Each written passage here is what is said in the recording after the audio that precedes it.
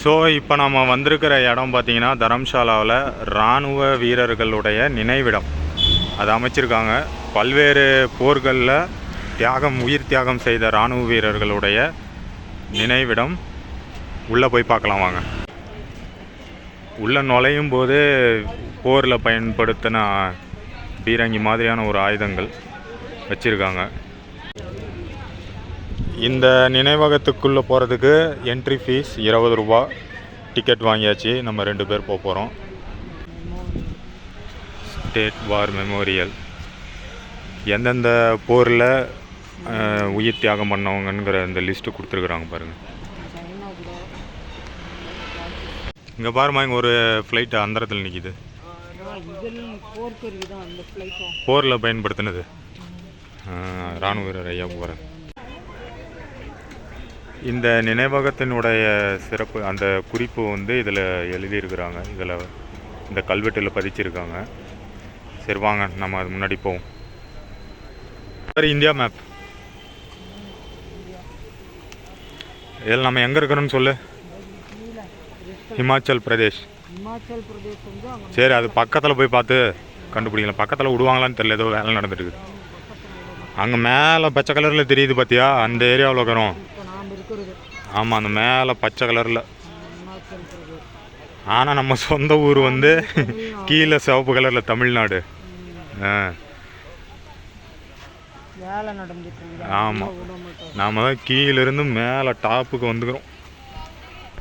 இங்கே பாருங்கள், நம்ம கப்பற்படையோடைய மினியேச்சர் டிசைன் பண்ணிட்டுக்கிறாங்க.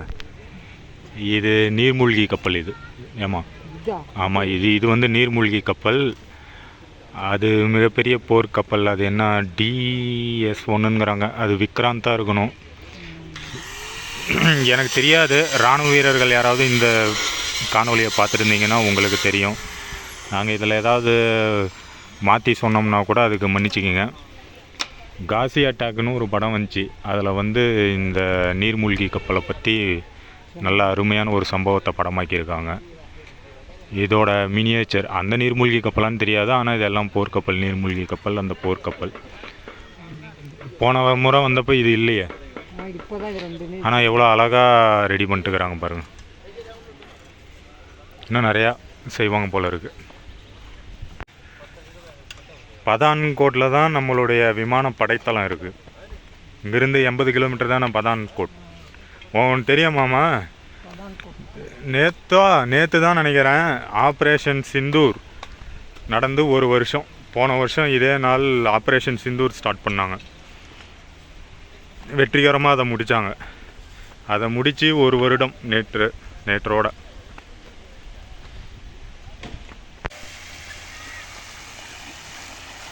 இதில் வந்து ஒவ்வொரு போர்லேயும் உயிர் தியாகம் செய்த வீரர்களுடைய பெயர்களை எழுதியிருக்கிறாங்க.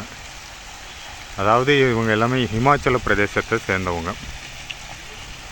இதில் இருக்கிறது எல்லாம் Jammu Kashmir operations, Kargil war, India China, அது மாதிரி. இது பாருங்கள், தி ஃபாலன் சோல்ஜர்.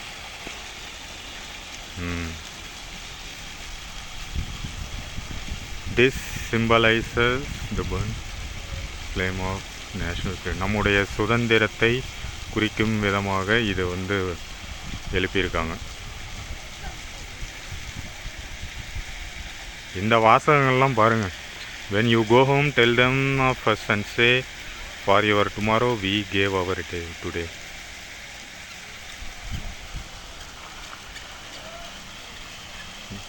தொடாம பாரு, இதெல்லாம் பாரு. இது என்ன கன்? நான் தொடாம எடு.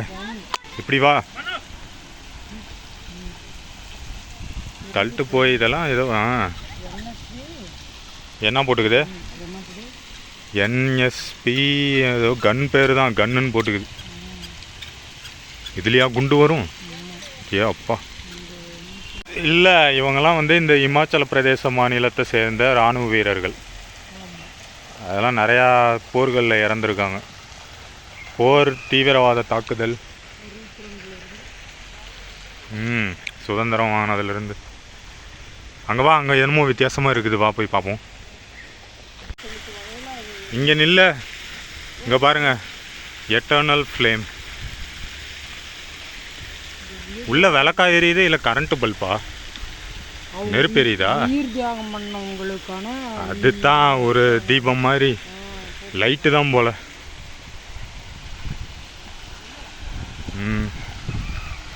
Eternal flame.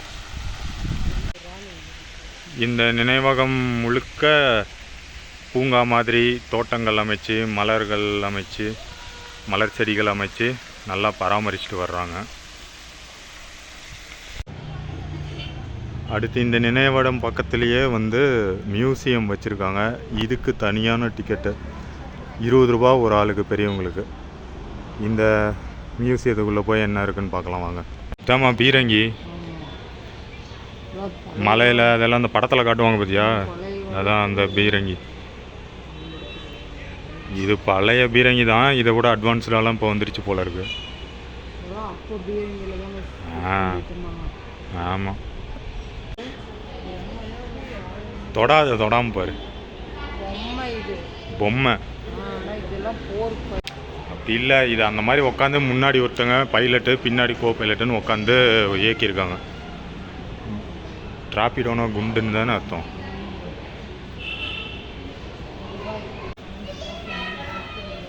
நல்லா இருக்குல்ல இது?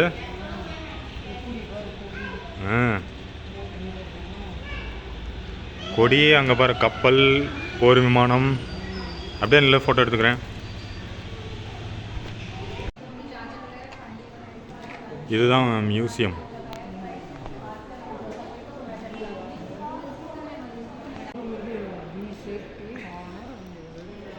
நல்லா இருக்கு பாரு. இது கடல் படை, இந்தியன் நேவி, விமானப்படை.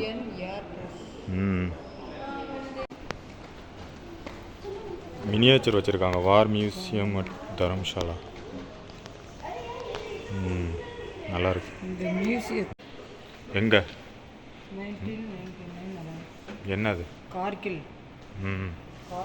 உனக்கு அது அந்த போரை பற்றிலாம் தெரியுமா? கார்கில் போர் நடந்ததுல நான் ஸ்கூல் படிக்கும்போது நடந்துச்சு. சத்தமாக சொல்லு. The surrender by Pakistan army. பாகிஸ்தானுடைய மிலிட்ரி சரண்டர் ஆனாங்களே, ஞாபகம் இருக்கா? ஏதோ 90,000 பேர்கிட்ட. 1971. எதுக்குற? கொஞ்ச நேரம் அவங்களுக்கு ராணுவ மரியாதை கொடுத்துட்டு போ. உட்காந்து நீ என்ன ராணுவ மரியாதை கொடுக்குற? இவ்வளோ பேர்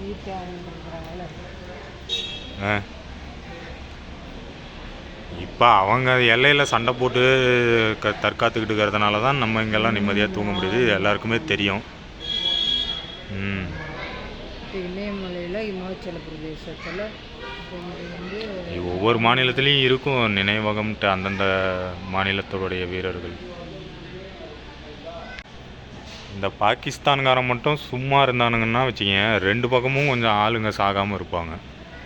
எதையாவது தீவிரவாதிகளை அனுப்பிவிட்டு சண்டையை போட வச்சு எல்லாம் நமக்கு தான் இழப்புகள் அதிகமாகுது. பல்வேறு போர்களில் பல்லாயிரக்கணக்கான நமது இராணுவ வீரர்கள் தியாகம் செஞ்சுருக்காங்க, உயிர் தியாகம். இந்த காணொலியை நாங்கள் அவங்களுக்கு, உயிர் தியாகம் செய்த இராணுவ வீரர்களுக்கு, அனைத்து இராணுவ வீரர்களுக்கும் அர்ப்பணிக்கிறோம். ஜெய் ஹிந்த்.